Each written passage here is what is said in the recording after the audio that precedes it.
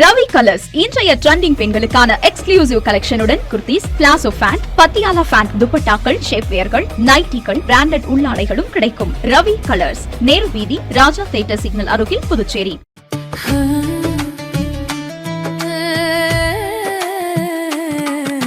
Summer வெயில் காயுது, வேர்வையிலே உடல் நோவுது, கேள்வி ஏதும் கேட்காம ஏசி வாங்கி போடு.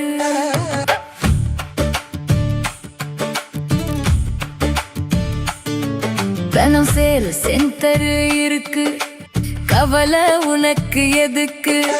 மல்டி பிராண்ட் எல்லாம் சூப்பரான கெட்டப், ஈஸியான இஎம்ஐ, நமக்கு விலையும் ரொம்ப குறைவா இருக்கு. கூலர், ஃப்ரிட்ஜ், வாஷர் எல்லாம் வேற லெவல், கோஸ் பம்ப். தனம் சேல் சென்டர் இருக்கு, சம்மர் டென்ஷன் எதுக்கு? தனம் சேல் சென்டர் இருக்கு, சம்மர் டென்ஷன் எதுக்கு? தனம்ல ஏசி வாங்கி சம்மரை சில் பண்ணுங்க. தனம் சேல் சென்டர், காமராஜ் சாலை, பாண்டிச்சேரி. வணக்கம். முக்கிய செய்திகள். புதுச்சேரியில் உயர்கல்வி மாணவர் சேர்க்கைக்கு விரைவில் ஆன்லைன் விண்ணப்பம். மாணவர்களுக்கு சென்டாக் நிர்வாகம் அறிவுறுத்தல். புதுச்சேரியில் ஒரு வாரத்தில் 20 லட்சம் ரூபாய் அபராதம் வசூல். செல்போன் பேசியபடி வாகனம் ஓட்டியதால் போக்குவரத்து காவல்துறை அதிரடி. அட்சய திருதியை நாளில் புதுச்சேரி நகைக்கடைகளில் அலைமோதிய பெண்கள். விலை உயர்ந்த போதிலும் விற்பனை அமோகம். புதுச்சேரி கவிக்கோயில் நகர் ஸ்ரீ புத்துக்கருமாரியம்மன் ஆலய மகா கும்பாபிஷேக விழா. திரளான பக்தர்கள் பங்கேற்று சுவாமி தரிசனம். நம்ம பாண்டிச்சேரிக்கு ரிலையன்ஸ் ஃபேஷன் வேர்ல்ட் வந்தாச்சு. குவாலிட்டியான பிராண்டட் ஆடைகள் கம்மியான விலையில. எங்க தெரியுமா?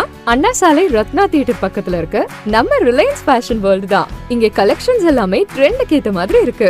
1999 ரூபாய்க்கு மேல பர்ச்சேஸ் பண்ற அனைவருக்கும் Cello brand kettle, John Players duffle bag மற்றும் அமெரிக்கன் டூரிஸ்டர் ட்ராலி பேக் போன்ற பரிசுகளும் இருக்கு. பிராண்டட் ஆடைகள் வாங்க Anna Salai Reliance fashion world வாங்க.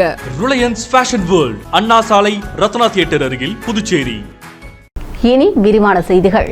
12ஆம் வகுப்பு தேர்வு முடிவுகள் மே 8ஆம் தேதி வெளியாக உள்ள நிலையில் மாணவர்கள் புதுப்பிக்கப்பட்ட சான்றிதழ்களுடன் தயார் நிலையில் இருக்க வேண்டும் என சென்டாக் நிர்வாகம் அறிவுறுத்தியுள்ளது. புதுச்சேரியில் சிபிஎஸ்இ 12ஆம் வகுப்பு பொதுத் தேர்வு எழுதிய மாணவர்களுக்கான முடிவுகள் மே 8ஆம் தேதி வெளியாக உள்ளது. எனவே புதுச்சேரியில் உயர்கல்வி மாணவர் சேர்க்கை நடைமுறைகளை உயர்கல்வித்துறையும் சென்டாக்கும் முன்கூட்டியே தொடங்கியுள்ளன. விண்ணப்பிக்கும் போது ஏற்படும் கடைசி நேர பதற்றத்தை தவிர்க்கவும், ஆவண சரிபார்ப்பில் கால தாமதத்தை தவிர்க்கவும் சான்றிதழ்களை முன்கூட்டியே தயார் நிலையில் வைத்திருக்க வேண்டும் என சென்டாக் அறிவுறுத்தியுள்ளதோடு அதற்கான வழிகாட்டுதல்களை வெளியிட்டுள்ளது. நீட் மற்றும் நீட் அல்லாத படிப்புகளுக்கான ஆன்லைன் விண்ணப்பங்கள் விரைவில் தொடங்கப்படும் என்றும் அட்டவணை மற்றும் வழிகாட்டுதல்கள் சென்டாக் இணையதளத்தில் வெளியிடப்படும் என்றும் தெரிவிக்கப்பட்டுள்ளது. எனவே மாணவர்கள் தற்போதே தங்களுக்கு தேவையான சான்றிதழ்களை புதுப்பித்து வைத்துக் கொள்ளுமாறும் அறிவுறுத்தியுள்ளது. புதுச்சேரியில் கடந்த ஒரு வாரத்தில் மட்டும் செல்போன் பேசியபடி வாகனம் ஓட்டிய வழக்கில் 20 லட்சம் ரூபாய் அபராதம் வசூலிக்கப்பட்டுள்ளதாக போக்குவரத்து முதுநிலை காவல் கண்காணிப்பாளர் திவ்யா தெரிவித்துள்ளார். இதுகுறித்து போக்குவரத்து முதுநிலை காவல் கண்காணிப்பாளர் திவ்யா வெளியிட்டுள்ள செய்திக்குறிப்பில், புதுச்சேரி போக்குவரத்து காவல்துறையினர் சமீப காலமாக நிகழ்ந்த சாலை விபத்துகளை ஆய்வு செய்தனர். இதில் பெரும்பாலான விபத்துகளுக்கு கவன சிதறலான ஓட்டுதல் முக்கிய காரணமாக இருப்பது கண்டுபிடிக்கப்பட்டது. குறிப்பாக செல்போன் பேசியபடி வாகனம் ஓட்டுவது மற்ற சாலை பயணிகளின் உயிருக்கும் ஆபத்தை விளைவிப்பதாக கண்டறியப்பட்டது. இதை தடுக்கும் பொருட்டு மாநிலத்தில் சிறப்பு அமலாக்க இயக்கம் தொடங்கப்பட்டு முக்கிய சந்திப்புகள் மற்றும் அதிக விபத்து ஏற்படும் பகுதிகளில் வாகன சோதனைகள் மேற்கொள்ளப்பட்டு வருகின்றன.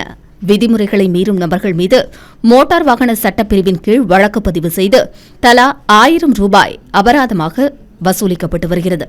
அதன்படி கடந்த 13ஆம் தேதி முதல் 19ஆம் தேதி வரை ஒரு வாரத்தில் மாநிலம் முழுவதும் சிறப்பு வாகன சோதனை நடத்தப்பட்டது. அதில் 2014 வழக்குகள் பதிவு செய்யப்பட்டு 20,14,000 ரூபாய் அபராதம் வசூலிக்கப்பட்டுள்ளது. சோதனைகள் வரும் காலங்களில் தீவிரப்படுத்தப்படும் என்றும், அவசர அழைப்புகள் ஏதேனும் வந்தால் வாகனத்தை பாதுகாப்பான இடத்தில் நிறுத்திவிட்டு பேச வேண்டும் என்றும், விதி மீறுபவர்கள் மீது கடுமையான நடவடிக்கை எடுக்கப்படும் என்றும் அறிவுறுத்தப்பட்டுள்ளது. அட்சய திருதியையொட்டி புதுச்சேரி நகைக்கடைகளில் மக்கள் கூட்டம் அலைமோதிய நிலையில் கடந்த ஆண்டை காட்டிலும் இந்த ஆண்டு விற்பனை சாதனை படைக்கும் என எதிர்பார்க்கப்படுகிறது. அட்சய திருதியை நன்னாளில் வாங்கப்படும் எந்த பொருளும் இல்லத்தில் குறைவின்றி நிறைந்திருக்கும் என்பது நம்பிக்கை. அதனால் அட்சய திருதியை நாளில் மதிப்புமிக்க தங்கம் வாங்க பலரும் விரும்புகின்றனர். புதுச்சேரியில் அட்சய திருதியையொட்டி நேரு வீதி, கொசக்கடை வீதி, நெல்லுமண்டி தெரு, காமராஜர் சாலை, பாரதி வீதி, அண்ணா சாலை உள்ளிட்ட பல்வேறு இடங்களில் உள்ள நகைக்கடைகள் காலை 7 மணிக்கு முன்னதாகவே திறக்கப்பட்டன. வாடிக்கையாளர்களை கவரும் வகையில் நகைக்கடைகள் முன்பு வாழை மரங்கள் வைத்தும் மின்விளக்கு அலங்காரங்கள் மற்றும் பலூன்கள் கட்டப்பட்டு அலங்கரிக்கப்பட்டிருந்தன. 19ஆம் தேதி ஞாயிற்றுக்கிழமை என்பதால் மார்க்கெட்டில் தங்கம் வெள்ளி விலையில் எந்த மாற்றமும் இல்லை. முன்தினம் மாலை நிர்ணயிக்கப்பட்ட விலையே நீடித்தது. 1 கிராம் தங்கம் 14,280 ரூபாய்க்கும் வெள்ளி 277 ரூபாய்க்கும் விற்பனை செய்யப்பட்டது. கடந்த ஆண்டு அட்சய திருதியை அன்று 1 கிராம் தங்கம் 8,980 ரூபாய்க்கும் வெள்ளி 1 கிராம் 108 ரூபாய்க்கும் விற்பனையானது குறிப்பிடத்தக்கது. கடந்த ஆண்டை காட்டிலும் விலை அதிகமாக இருந்தாலும் வழக்கத்தை விட நகைகள் வாங்க கடைகளில் பொதுமக்கள் அதிக ஆர்வம் காட்டினர். இதனால் பெரும்பாலான கடைகளில் கூட்டம் அலைமோதியது. குறிப்பாக பெண்கள் அதிக அளவில் வருகை தந்தனர். நகை வாங்க கடைகளில் குவிந்த மக்களால் நகரின் முக்கிய வீதிகள், சந்திப்புகளில் போக்குவரத்து நெரிசல் ஏற்பட்டது. இந்த ஆண்டு தங்கம் விலை கடுமையாக உயர்ந்த போதும் விற்பனை அமோகமாகவே நடந்து வருவதாக நகைக்கடை உரிமையாளர்கள் தெரிவித்தனர்.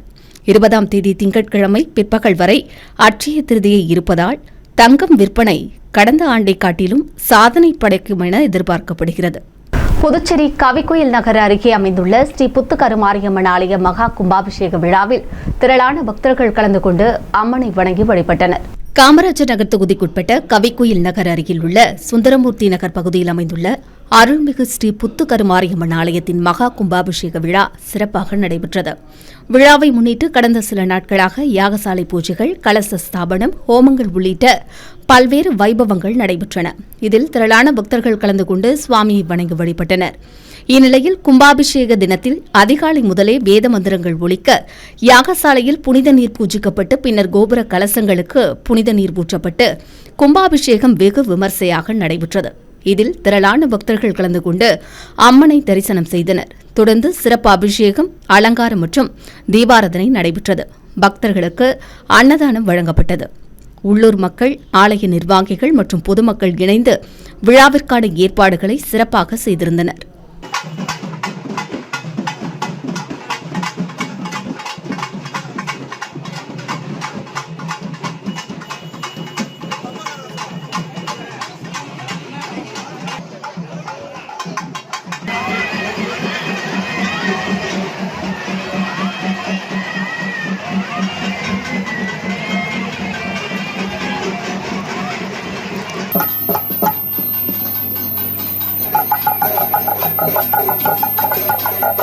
மைக் பேசுற இடத்துல வந்து நன்கொடை அளிக்கலாம். புதுச்சேரியின் முக்கிய நீராதாரமாக விளங்கும் ஆயிக்குளம் 4 கோடி செலவில் புனரமைக்கப்பட்டு வருகிறது. புதுச்சேரி வரலாற்றில் முக்கிய நீராதாரமாக இருப்பது முத்திரையர்பாளையம் பகுதியில் உள்ள ஆயிக்குளம். காலப்போக்கில் போதிய பராமரிப்பின்றி புதர்மண்டி காணப்பட்ட நிலையில் நிலத்தடி நீர்மட்டத்தை உயர்த்துவதில் முக்கிய பங்காற்றும் இந்த குளத்தை புனரமைக்க உழவர்கரை நகராட்சி பணிகளை தற்போது தீவிரப்படுத்தியுள்ளது. ஆயிக்குளத்தை சீரமைக்க மாநிலங்களுக்கான மத்திய அரசின் மூலதன முதலீட்டு சிறப்பு உதவி திட்டத்தின் கீழ் 3,58,43,980 ரூபாய் நிதி ஒதுக்கப்பட்டுள்ளது. தற்போது 2ஆம் கட்ட சீரமைப்பு பணிகள் முழு வீச்சில் நடைபெற்று வருகின்றன. குளத்தை சீராக தூர்வாரி ஆழ்படுத்துதல், பலவீனமடைந்த கரைகளை பலப்படுத்தி கற்கள் பதித்து அழகுபடுத்துதல், குளத்தை சுற்றி நடைபாதை மற்றும் சுற்றுச்சூழல் பாதுகாப்பு பணிகள் மேற்கொள்ளப்பட்டு வருவது குறிப்பிடத்தக்கது. புதுச்சேரி சட்டசபையில் தமிழக வெற்றிக் கழகம் தனது கணக்கை தொடங்குமா என்று தொண்டர்கள் எதிர்பார்ப்பில் உள்ளனர். தமிழகத்தில் தமிழக வெற்றிக் கழகத்திற்கு கிடைத்துள்ள இளைஞர்கள், பெண்களின் ஆதரவு வாக்குகளாக மாறினால் ஆளும் கட்சி எதிர்க்கட்சிகளின் வெற்றியை பெரிதளவில் பாதிக்கும் என கருத்து கணிப்புகள் கூறப்படுகின்றன. இந்நிலையில் புதுச்சேரியிலும் தமிழக வெற்றிக் கழகம் 30 தொகுதிகளில் போட்டியிடுகிறது. புதுச்சேரி அரசியல் கட்சிகளை எதிர்பார்க்காத வகையில் தேர்தல் தேதி அறிவிக்கப்பட்ட மறுநாளே வேட்புமனு தாக்கல் தொடங்கியது. புதுச்சேரியில் உள்ள ஆளும் என்ஆர் காங்கிரஸ், பாரதிய ஜனதாவும் எதிர்க்கட்சியான திராவிட முன்னேற்றக் கழகம் காங்கிரஸ் கூட்டணியும் ஆட்டம் கண்டது.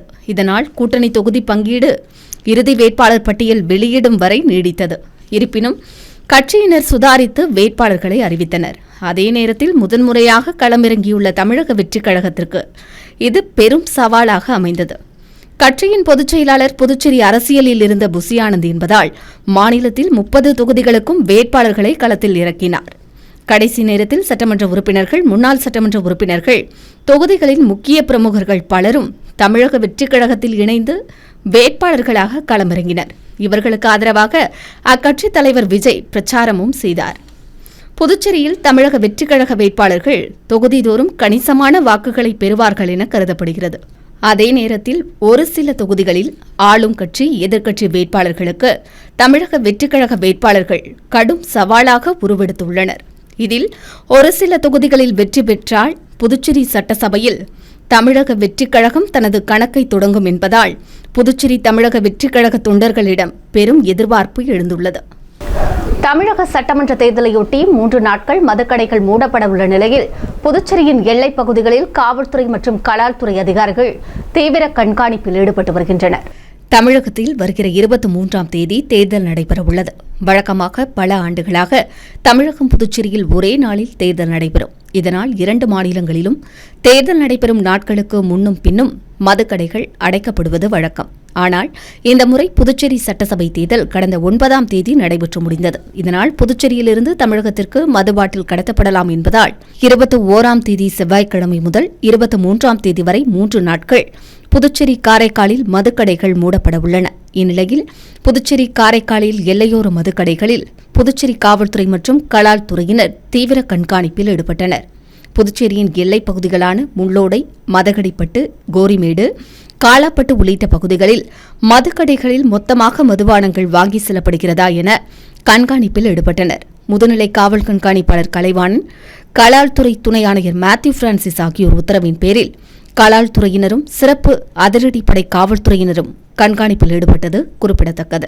புதுச்சேரி மரப்பாலம் துணை மின் நிலையத்தில் கட்டுமான பணிகள் காரணமாக நகரின் பல்வேறு பகுதிகளில் 21ஆம் தேதி செவ்வாய்க்கிழமை காலை 9 மணி முதல் 11 மணி வரை மின்தடை ஏற்படும் என அறிவிக்கப்பட்டுள்ளது. புதுச்சேரி மரப்பாலம் துணை மின் நிலையத்தில் சில கட்டுமான பணிகள் மேற்கொள்ள உள்ளதால் 21ஆம் தேதி செவ்வாய்க்கிழமை காலை 9 மணி முதல் 11 மணி வரை மின்தடை ஏற்படும் என்று அறிவிக்கப்பட்டுள்ளது. அதன்படி வசந்த நகர், நேரு நகர், ஆதிபராசக்தி நகர், சப்தகிரி நகர், தேங்காய்த்திட்டு முழுவதும், வம்பாக்கீரப்பாளையம் முழுவதும், திப்ராயப்பேட்டை முழுவதும், கோவிந்த சாலையில் ஒரு சில பகுதிகளில் மின்தடை ஏற்படும் என்று அறிவிக்கப்பட்டுள்ளது. அதேபோல அண்ணா சாலை முதல் கடற்கரை சாலை வரையிலும், நீடராஜப்பையர் வீதி முதல் சுப்பையா சாலை வரையிலும் மின்தடை ஏற்படும் என்று தெரிவிக்கப்பட்டுள்ளது. அடுத்து வருவது புதுவை இன்றைய தங்கம் மற்றும் வெள்ளி விலை நிலவரம். இன்றைய தங்கம் வெள்ளி விலை விவரம். புதுவையில் இன்றைய தங்கம் வெள்ளி விலை விவரம் வழங்குபவர்கள் முத்து கோல்ட் ஹவுஸ், பாண்டிச்சேரி. தங்கம் 1 கிராம் 14,235 ரூபாய். இன்றைய தங்கம் வெள்ளி விலை விவரம். வெள்ளி 10 கிராம் 2,770 ரூபாய். இத்துடன் ஏஎம்என் செய்திகள் நிறைவடைந்தன. வணக்கம். ஏஎம்என் டிவி செய்திகளை யூடியூபில் உடனுக்குடன் காண ஏஎம்என் டிவி பாண்டிச்சேரி சேனலை சப்ஸ்கிரைப் செய்யுங்கள். பெல் பட்டனை மறக்காமல் கிளிக் செய்யுங்கள்.